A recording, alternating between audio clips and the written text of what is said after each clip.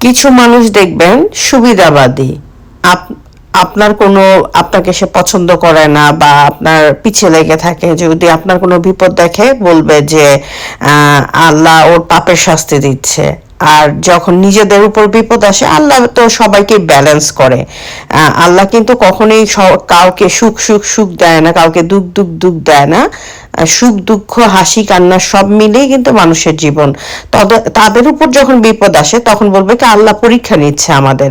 আর অন্যের উপর যদি বিপদ আসে বলবে আল্লাহ ওর পাপের শাস্তি দিচ্ছে, আল্লাহ ওরে শাস্তি দিচ্ছে। মানে কত রকম যে হাদিস এরা নিজেরা বানায়।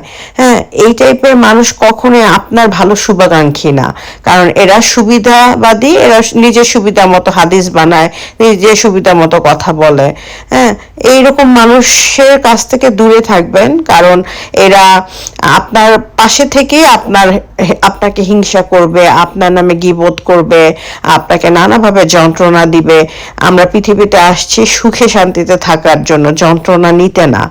হ্যাঁ, মানুষ একজন মানুষের সাথে ভালো ব্যবহার করবে, মানুষ পারলে মানুষকে সাহায্য করবে, মানুষ পারলে আরেকজনের আহ কষ্টকে দূর করার চেষ্টা করবে তার সাথে ভালো ব্যবহার করে। কিন্তু তাকে